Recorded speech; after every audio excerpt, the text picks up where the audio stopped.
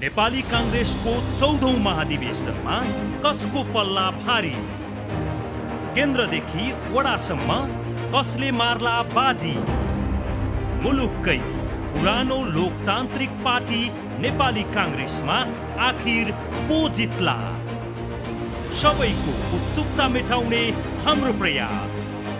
कार्यक्रम A to Z संवाद, महाधिवेशनको अन्तिम नतिजासम्म निरन्तर। कार्यक्रम A to Z संवाद, बहसको असली स्वाद। पत्रकार राजु सापकोटाको साथमा।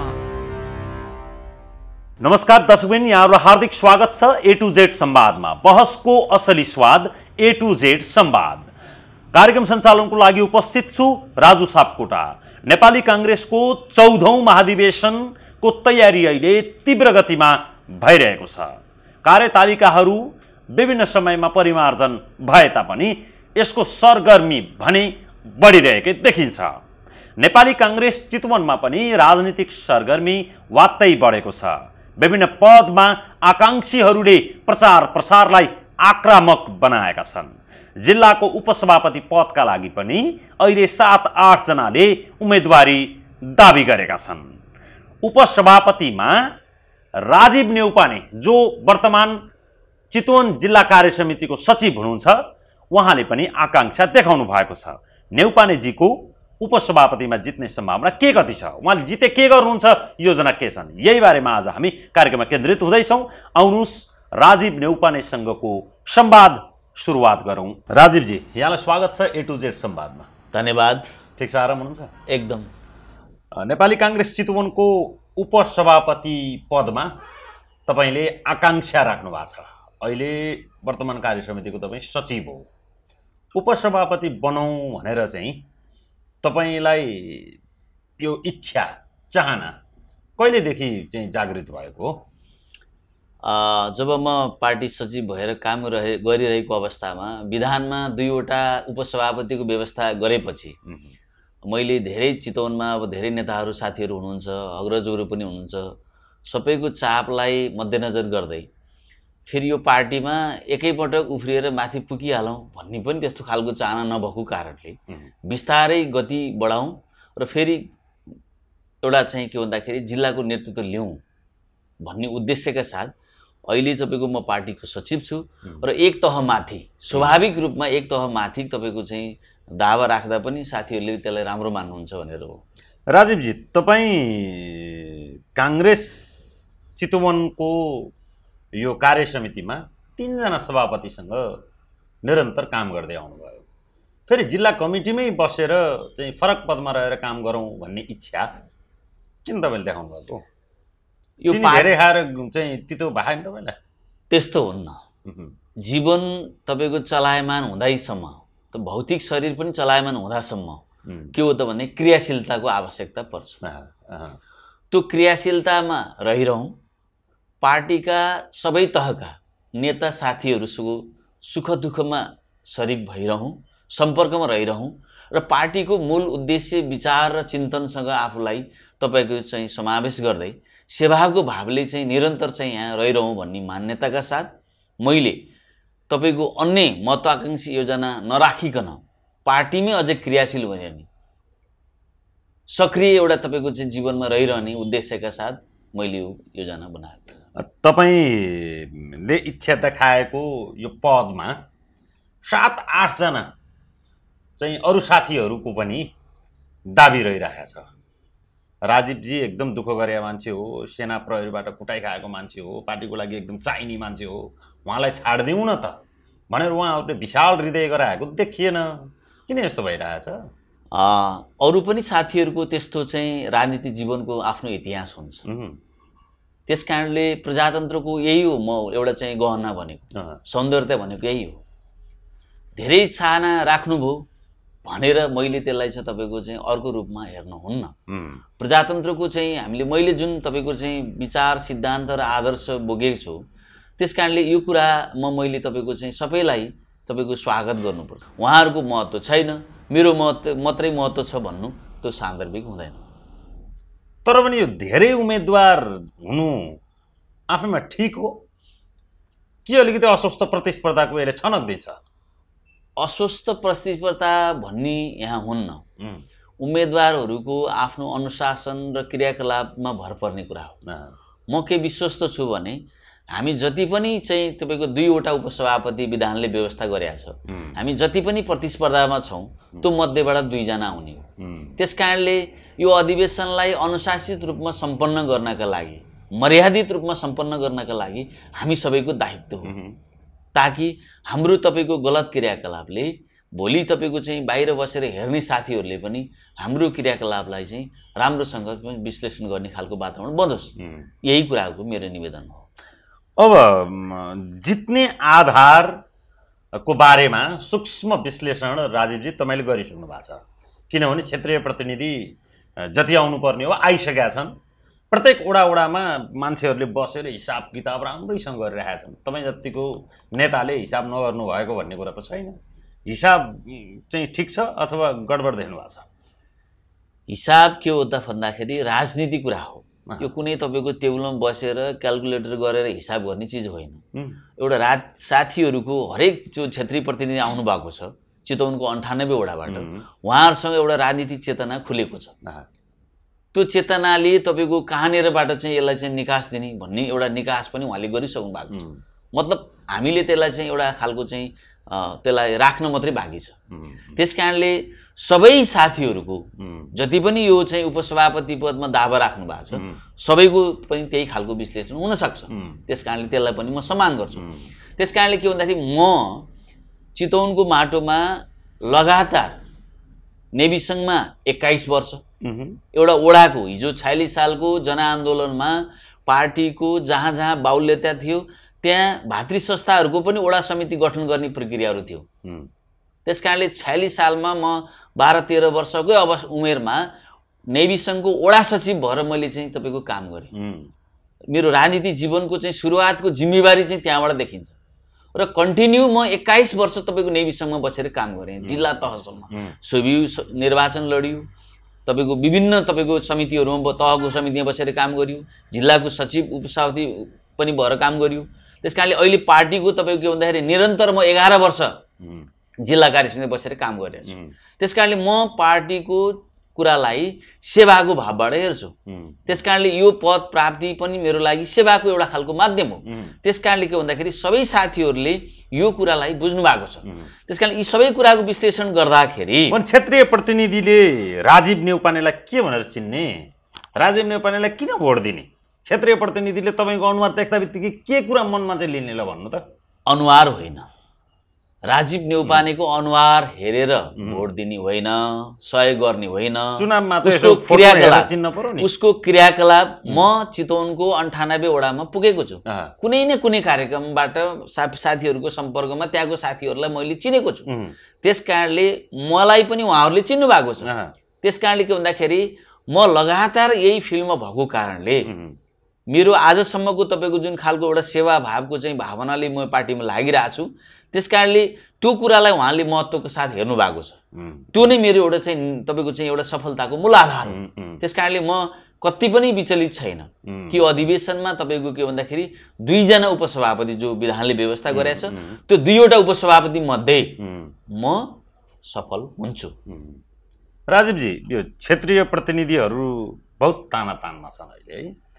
फोन हेरौँ बिहान उठेदेखि बेलुकासम्म फोन आएको छ, कसले फोन गरे हो, के हो, कसो हो, थाहा पाउनै गाह्रो छ। हेर्नुहोस् है, अहिले यो क्षेत्रीय प्रतिनिधिज्यूहरूको यही जिल्ला अधिवेशनसम्म मात्रै महत्त्व हुने, त्यसपछि चाहिँ वास्तै नगर्ने खालको परिपाटी फेरि सुरु हुने त होला नि, होइन? पहिलो कुरा त कहिलेसम्म उहाँहरू यति धेरै चाहिँ उहाँहरू सम्मान गर्नुपर्ने हो? पहिलो कुरा त विधानले अहिले तपाईँको चाहिँ क्रियाशील सङ्ख्याको आधारमा न्यूनतम सङ्ख्या यति रहने भन्ने आधारमा तपाईँको व्यापक चाहिँ क्षेत्रीय प्रतिनिधि व्यवस्था गरिएको छ। समावेशीमा पनि तपाईँको चाहिँ के भन्दाखेरि विभिन्न क्लस्टरमा तुलनात्मक रूपमा हिजोको तपाईँको तुलनामा तपाईँको 3 गुणा भन्दा पनि बढी क्षेत्रीय प्रतिनिधिहरू अहिले तपाईँको चाहिँ हाम्रो जिल्ला अधिवेशनमा उपस्थित हुनुहुन्छ। त्यसकारणले हिजो तपाईँको कम हुँदाखेरि तपाईँको चाहिँ बढी महत्त्व भयो, अहिले धेरै भन्दा कम महत्त्व हुन्छ कि भन्ने तपाईँको चासो हो भने हुँदैन त्यस्तो। त्यो हिजो जति पनि महत्त्व थियो क्षेत्रीय प्रतिनिधिको अहिले पनि त्यतिकै महत्त्व छ। र दोस्रो कुरा सञ्चारको सुविधा, किन यो सूचना सञ्चारको 21औं शताब्दीको युगमा मानिसले तपाईँको के भन्दाखेरि जहाँबाट चाहिँ आफ्नो साथीभाइलाई आफ्नो कुराहरू राख्ने, सम्पर्क गर्ने, भौतिक उपस्थिति बिना पनि तपाईँको चाहिँ सम्पर्क गर्न सकिन्छ भने त्यो माध्यमलाई अपनाउनु, त्यो प्रक्रियालाई गर्नु स्वाभाविक हो।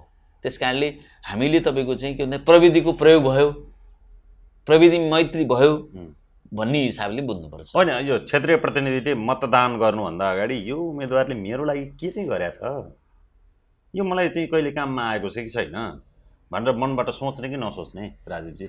दुईटा आधारले हेर्छ। कहिले भेटै नभएको मान्छे एउटा त उसले के हो त भन्दा पार्टीका प्रति उसको वफादारीता के हो, गम्भीर प्रश्न उसले गर्छ।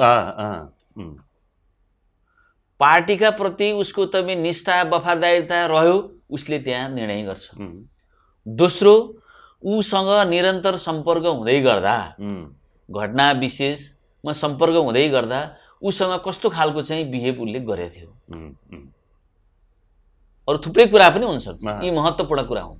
त्यस कारणले यी दुईटा कुरामा चितवनको चाहिँ राजनीतिक चाहिँ माहौलमा म तपाईँको चाहिँ यसमा प्रतिबद्ध छु। मेरो सम्पत्ति विश्वासको आधार भनेको त्यही हो, अरू मेरो केही छैन। साथीहरूले मलाई विश्वास गर्ने आधार भनेको त्यही हो। कार्यकर्ताको दुःख सुखमा तपाईँले चाहिँ एकदम हात मिलाएर अगाडि बढ्नु भएको छ? यस, म हरेक तपाईँको सुख दुःखमा उहाँहरूले भन्नुहुन्छ। म आफ्नै कुरा कसरी म बयान गरौँ? मैले तपाईँको चाहिँ हरेक साथीहरूले मलाई हरेक सुख दुःखमा फोन गर्नुहुन्छ। हस्पिटलको समस्याका कुराहरू, पुलिसमा समस्याका कुराहरू, अदालतका समस्याका कुराहरू, सिडिओ कार्यालयका समस्याका कुराहरू मलाई तपाईँको वडाका साथीहरूले, वडाका सभापतिज्यूहरूले, तपाईँको चाहिँ मलाई नेताहरूले पनि मलाई भन्नुहुन्छ, ल बाबु गइदेऊ त्यहाँ।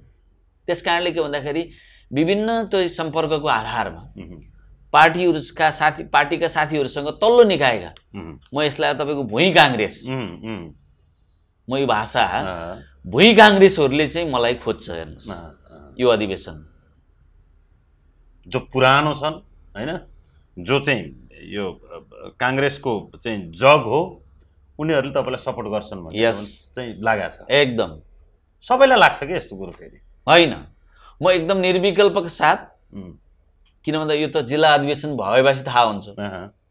तपाईँहरूले तपाईँको अनुसन्धान गर्नुभयो, स्याम्पलिङ चेक गर्नुभयो भने पनि यो पत्ता लाग्ने कुरा हो। अहिले यहाँ आएर बस्ने, अब तपाईँको चाहिँ भोलि एक दुईवटा स्याम्पल चेक गर्दाखेरि पनि तपाईँको फेल हुने कुरा म बोल्दिनँ, किनभने मेरो राजनीतिक जीवन त बाँकी छ नि त, अझै भर्खर नै सुरुवात भएको छ।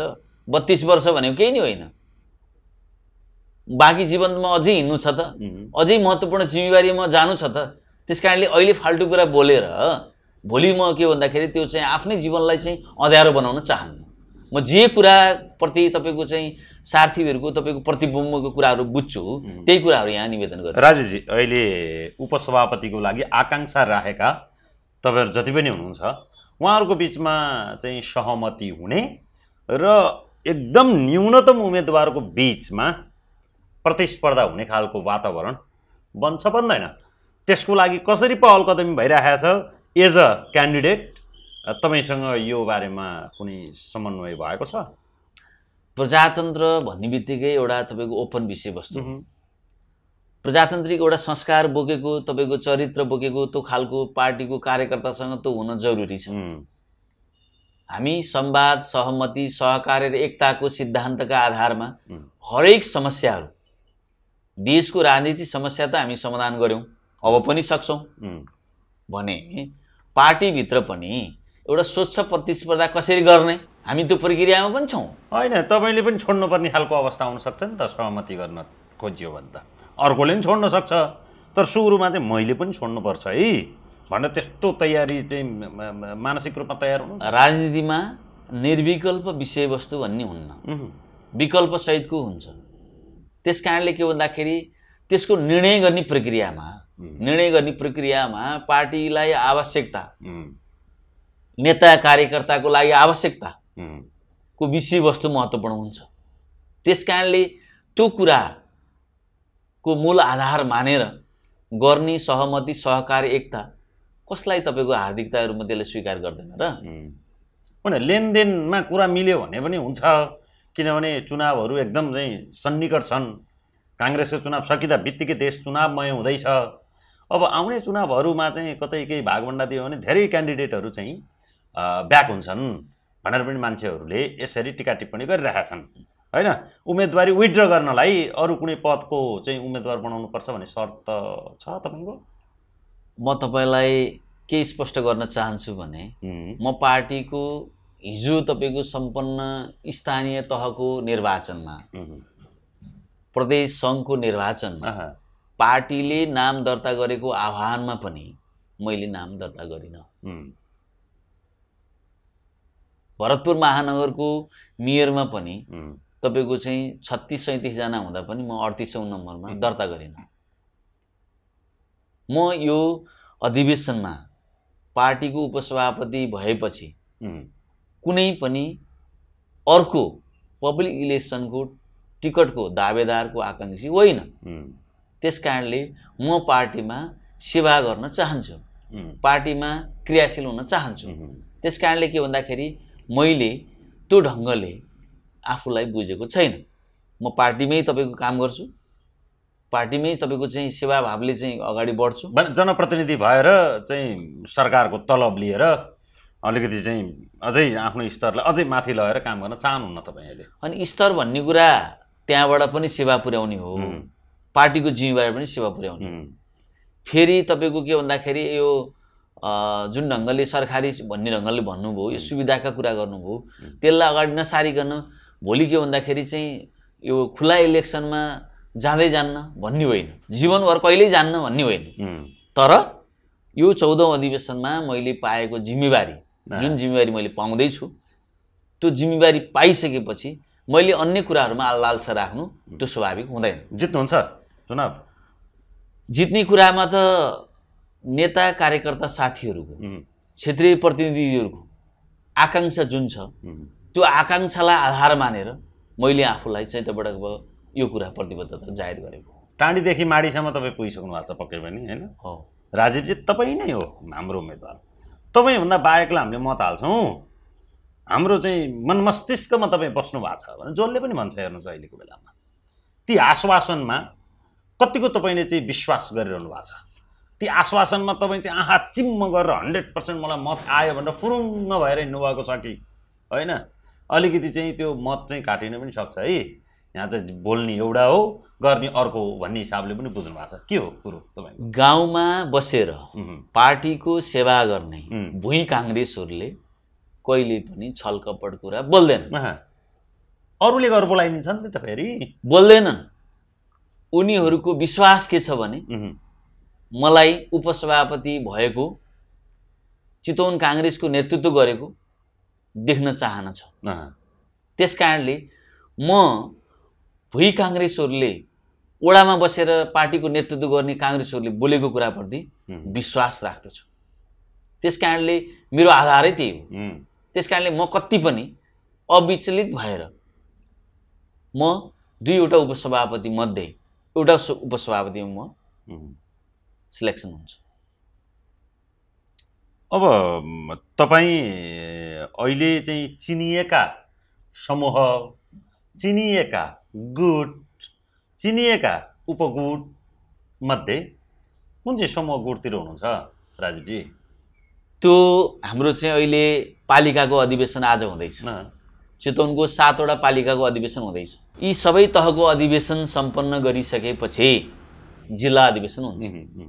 त्यसकारणले यो पार्टीमा तपाईँको चाहिँ समूह हुँदै हुन्न भन्ने कुराहरू म त्यस्तो चाहिँ कुरा गर्न सक्दिनँ। सकेसम्म नहोस् भन्न चाहन्छु। किन भन्दा साथीहरूले आफ्नै ढङ्गले तपाईँको चाहिँ छनौट गर्ने एउटा खालको स्वतन्त्र वातावरण बनोस्, आफूलाई चाहेको मान्छे छानौट गर्न पाओस्। टिमको आधारमा तपाईँको चाहिँ उसलाई छान्न मन छ तर टिम मन परेन भने त्यो छान्ने मान्छे त घट्यो नि त। त्यस्तो अप्ठ्यारो नपरोस् मेरो पहिलो चाहना। अब भोलि के भन्दाखेरि चाहिँ प्रकारान्तरले परिस्थितिले त्यो टिम बन्न गयो भने पनि मैले तपाईँको त्यसलाई स्वीकार्न पर्छ। फेरि म एउटा राजनीतिक जीवनमा यहाँसम्म आइपुगेको छु, फेरि कुनै न कुनै एउटा खालको त वातावरणबाटै त छ त। फेरि बिना टिममा त तपाईँको म खेरि तपाईँको जिल्लाको नेतृत्वमा आएको छैन। ती सबै कुरालाई आधार मान्दाखेरि राजीवजीको टिम पुरानै हो कि अब नयाँ बनाउँदै हुनुहुन्छ, के हो? यस्तो हो, कार्यकर्तालाई बुझाइदिनु पर्यो। यस्तो नयाँ टिम पुरानो टिम भन्ने हुन्न। तपाईँको चाहिँ यो अधिवेशनको जुन क्याटेगोराइज जसरी आइरहेछ, पालिकामा तपाईँको चाहिँ प्रदेशमा क्षेत्रमा जुन ढङ्गले आउँछ त्यो फेरि बन्छ के। तपाईँको नयाँ तपाईँको चाहिँ तपाईँको बन्ने, पुरानो भत्किने अथवा कन्टिन्यू हुने, थप्पिने, यस्तो हुन्छ। त्यस कारणले के भन्दाखेरि चाहिँ त्यहाँ कसरी चाहिँ आफ्नो चाहिँ विचारहरूलाई चाहिँ एड्रेस भयो त, कसरी त्यहाँ चाहिँ हामी चाहिँ पालिकाको प्रदेशको क्षेत्रको अधिवेशन सम्पन्न गऱ्यौँ त। किन हामी जसरी अधिवेशनहरू सम्पन्न गर्दै आउँछौँ त्यही चरणबाटै तपाईँको चाहिँ बन्दै जाने कुरा हो। आफूले जित्ने सम्भावनालाई हेरेर गुट परिवर्तन गर्ने वा चाहिँ पहिलेको पुरानै गुटमा रहिरहने भन्ने डिसिजन गर्छन् हैन, निर्णयमा पुग्छन् उम्मेदवारहरू भनिन्छ। यो त्यो कतिको प्राकृतिक छ? अधिवेशनमा तपाईँको आफू नेता भइसकेपछि आफूलाई मात्रै प्राथमिकतामा राखेर गरिने कुनै पनि निर्णयहरू त्यो एक्सिडेन्ट हुन्छ। त्यो एक्सिडेन्ट हो, त्यो व्यक्तिगत लालसी कुरा हो। त्यस कारणले के भन्दाखेरि त्यहाँ जिम्मेवारी हुन्छ नि त। हामी पार्टीको अहिले सचिव भएर काम गरिरहेछौँ। म पार्टीको चितवनमा 11 वर्ष 3 कार्यकाल 3वटा सभापतिजीसँग बसेर म काम गरेँ भने म प्रति पनि त तपाईँको चाहिँ आकाङ्क्षा राख्ने, विश्वास गर्ने साथीहरू होला नि त। ती सबै साथीहरूको मन मारेर म एक्लै कुनै डिसिजन गर्न सक्छु? तिनीहरूको पनि त राय म लिन्छु त। जित्ने सम्भावना पनि त हेरिन्छ त। हार्न त तपाईँले पक्कै चाहिँ उम्मेदवारी दिनुभयो होइन, जित्नै दिनुभयो होइन। हार्ने चुनाव लड्न को चाहन्छ र? जित्ने चुनाव नै लड्ने हो। जतापट्टि जे गर्दाखेरि चाहिँ जितिन्छ त्यही गर्ने होला होइन र? त्यस्तो राजनीति तपाईँको अल्प समयको लागि हुन्छ, दीर्घकालीन हुँदैन। जो जिताओ सिकन्दर गलत हो त्यस्तो पनि तपाईँको हुँदैन। त्यहाँ त एउटा मूल चिज हुन्छ नि त। फेरि एउटा केही न केहीको चिज त बनिया हुन्छ त। त्यो चिज त कसैले भत्काउन चाहँदैन नि त। फेरि त्यसलाई त कसरी राम्रो पार्टीको आन्तरिक निर्वाचनमा जसको भोट हार जिते नि काङ्ग्रेसकै भोट हार जित्ने। काङ्ग्रेस त काङ्ग्रेस हो। त्यहाँ तपाईँको यस्तो त्यसलाई के भन्दाखेरि चाहिँ तपाईँको त्यसलाई अब बाहेकको भोट खाने भनेको चाहिँ गलत हुन्छ। यसो यो मिडिया मार्फत पार्टीको नेतृत्व छनौट गर्ने प्रक्रिया नै टिम नै प्रक्रिया हो भनेर एकदम यसलाई बढी पुष्टाइ गर्न खोजियो। फेरि यो एजेन्डालाई बढी तपाईँको चाहिँ हामीले चाहिँ प्राथमिकता नदिउँ। यो प्राथमिकता धेरै दिने एजेन्डा होइन। एउटा के भन्दाखेरि अधिवेशन सम्पन्न गर्ने प्रक्रिया हो कि। किन भन्दाखेरि तपाईँ कहीँ बनिहालेछ भने नि अधिवेशन सम्पन्न गरेपछि यसलाई तपाईँको विघटन गर्ने हिसाबले कति हुन्छ चुनाव? अन्यल त धेरै छ। यस्तो छ अब पार्टीको तपाईँको चाहिँ के भन्दाखेरि पहिले जुन तपाईँको निर्वाचन समितिले सेड्युल प्रकाशन गर्यो त्यो प्रकाशन गरेको आधारमा म एउटा आधिकारिक अहिले पनि पार्टीको जिम्मेवारी भएको नाताले त्यो अर्को सेड्युल नआउँदासम्म पुरानै सेड्युललाई मैले चाहिँ विश्वास गर्नुपर्छ। 18 को तयारीमा हो त। 18 को तयारीमा गर्नु पर्यो। 12 गते आज चाहिँ पालिका अधिवेशन हुँदैछ। जति पनि तपाईँको चाहिँ सम्पन्न भएको चाहिँ जिल्लाहरूमा वडा अधिवेशन भइसक्यो त्यहाँ आज पालिका हुँदैछ। 12 गते प्रदेश हुन्छ, 15 गते क्षेत्र हुन्छ। एक मात्रै निर्वाचन क्षेत्र भएको ठाउँमा जिल्ला पनि हुन्छ 15 गते भने 18 गते तपाईँको चाहिँ एक वा बढी तपाईँको निर्वाचन क्षेत्र भएकोमा 18 गते हुन्छ। त्यस कारणले चितवनको जिल्ला अधिवेशन अर्को सेड्युल प्रकाशन नहुँदासम्म हामीले के भन्नुपर्छ भने निष्कर्ष त भएन नि त। जब निष्कर्ष नहुँदासम्म कुनै नेताले व्यक्तिगत कुरा बोल्नु हो, मिडियाले त्यो कुरा लेख्यो, त्यही आधारमा तपाईँको चाहिँ त हिँड्न सक्ने कुरा भएन नि। पार्टीले निर्णय गर्नु पर्यो, निर्वाचन समितिले त्यसलाई चाहिँ अधिकार त दिनु पर्यो, अनि नै मात्र त्यो कुरा हुन्छ। अब पार्टीमा गरेका योगदान, जेल नेल, त्यसै कुटपिटका कुराहरू 62 सालमा राजाले स्थानीय तहको चुनाव गराउँदै थिए। त्यति बेला तपाईमाथि राजाबाट परिचालित चाहिँ सुरक्षाकर्मीहरूले आक्रमण गरे, कुटपिट गरे।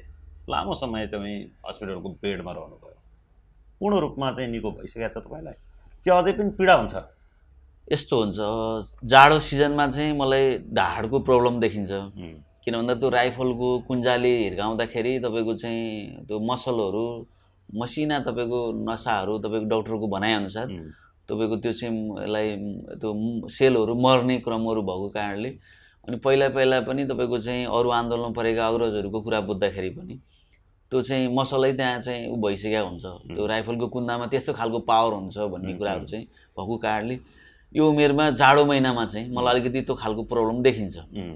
र त्यस पछाडि मलाई तपाईँको चाहिँ अब त्यो कुटाइको बिचमा तपाईँको पछि अब दिशाबाट तपाईँको चाहिँ रगतहरू पनि आयो होइन, तपाईँको चाहिँ भित्री कुटाइ त्यस्तो भयो। कुट्दै गाडीमा हालेर अनि पछि गएर तपाईँको चाहिँ फेरि तपाईँको उनीहरूले नलाने चाहिँ गाडीबाटै चाहिँ ग्राभेलमा फालिदिएको। अब त शरीर टुटफुट भएन, भाँची कुचिनी भएन, तर तपाईँको चाहिँ निन्नामहरू ठुलो भयो। 21 दिन म हस्पिटल बसेँ। त्यस कारणले के भन्दाखेरि चाहिँ अब त्यहीँको चाहिँ पार्टीको साथीहरूले उठाएर लानु हो। म अब भोलिपल्ट बिहान 2062 साल माघ 26 गते 2:30 बजेतिर त्यो घटना घट्यो र भोलिपल्ट बिहान चाहिँ म होसमा आएको साथीहरूले बताउनु भयो। र त्यहाँ एउटा चोक थियो, त्यो समीको चौतारो, त्यो 8 नम्बर वडा भरतपुर महानगरपालिका, भरतपुर त्यति बेला साबिक भरतपुर नगरपालिका वडा नम्बर 8 को गौरीगञ्ज बुथमा त्यो घटना थियो। त्यसको चाहिँ स्कुलको लगभग 200 मिटर पछाडि एउटा समीको चौतारो छ, त्यो चौतारोको चोकमा घटना घट्यो। त्यहाँको चाहिँ वरिपरि सारा घरको चाहिँ त्यहाँको बासिन्दाले पनि झ्यालबाट हेर्नु भएको रहेछ। अनि भोलिपल्ट गाडी रिजर्भ गरेर मलाई हेर्न आउनुभयो र तपाईँको चाहिँ मलाई त धेरैले चिन्नुहुन्थेन। ठ्याक्कै त्यसको 3-4 किलोमिटर तल देवनगरमा मेरो घर पर्ने। अनि त्यसपछि तपाईँको चाहिँ अब जीवित एउटा भनौँ त्यो हिसाब देखेपछि खुसी हुनुभयो। उहाँहरू आफै स्वस्फूर्त गाडी रिजर्भ गरेर तपाईँको चाहिँ आउनु भएको थियो। त्यस कारणले के भन्दाखेरि चाहिँ अब म 21 दिन हस्पिटल बसेर तपाईँको चाहिँ पछि गएँ। त्यस कारणले त्यो देखिन्छ अब यस्तो हजारौँ मान्छे छन्, अब कति शहादत भइसक्यो पार्टीमा लागेर। त्यस कारणले यसलाई सामान्य रूपमा लिनुपर्छ। ती कुराहरूको चाहिँ सम्मान, त्यो योगदानको चाहिँ कदर गर्नु चाहिँ पर्दैन? मतदाताहरूले त त्यसको कदर पनि गर्नुपर्छ। होइन यस्तो म यहाँ हाम्रो पार्टी बनाउनुको लागि यत्रो चाहिँ उ गरेको छ अनि यातना सहेको छ। होइन म यहाँ जहाँसम्म आएको छु, म अहिले पार्टीको जिल्ला सचिव छु, यो सम्मान होइन। अहिलेसम्म त भयो, अब फेरि अब गरिरहनु भएको छ भने फेरि पनि नगर्ने भन्ने त कुरै हुन्न त। मैले कि त गल्ती गरेको हुनु पर्यो पार्टीमा हिँडेर, निरन्तरता व्यक्तिगत रूपमा कुनै लालसा राखेर पार्टीप्रति कुनै चाहिँ गद्दारी गरेको हुनु पर्यो।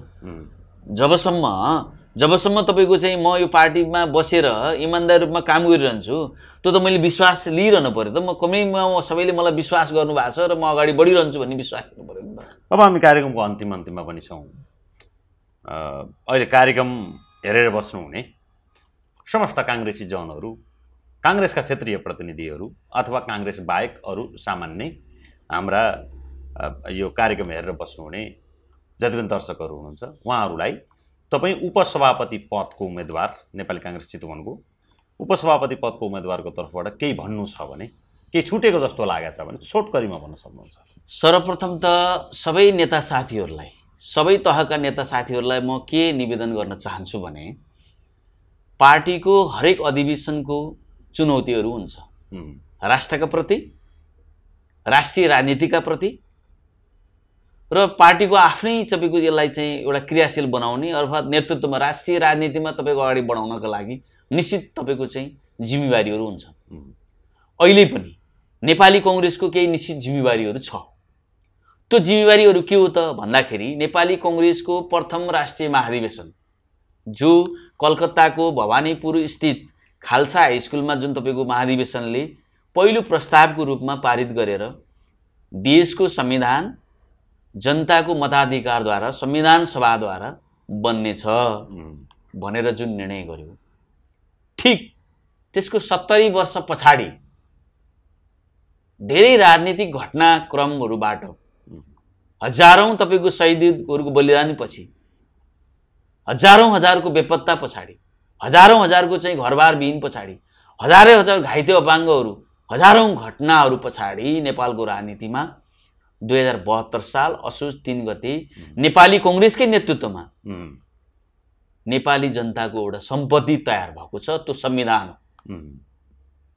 त्यो संविधानलाई सफल रूपमा कार्यान्वयन गर्नु, त्यसको संरक्षण गर्नु दायित्व यदि नेपालको राजनीति कुनै पार्टीमा छ भने त्यो नेपाली काङ्ग्रेसमा मात्रै हो। किनभने घटनाले, इतिहासले त्यो पुष्टि गरिसकेको छ। हामीले नेपालका कम्युनिस्टहरूलाई जसरी विश्वास गर्यौं त्यो विश्वास पटक पटक घात भएको छ। म निवेदन गर्न चाहन्छु, गत स्थानीय तहको निर्वाचनमा 74 मा निर्वाचन जुन भयो स्थानीय प्रदेश सङ्घमा, तिनै तहमा नेपालका वामपन्थी पार्टीहरूको बाहुल्यता रह्यो। 2/3 को नजिकको हाराहारीमा रह्यो। जनताको सेवा गर्न, यो लोकतान्त्रिक संविधानलाई सफल रूपमा कार्यान्वयन गर्न र पार्टीमा राजनीतिमा फेरि स्थापित भइरहन नेपालका कम्युनिस्टहरूलाई कसले रोक्यो?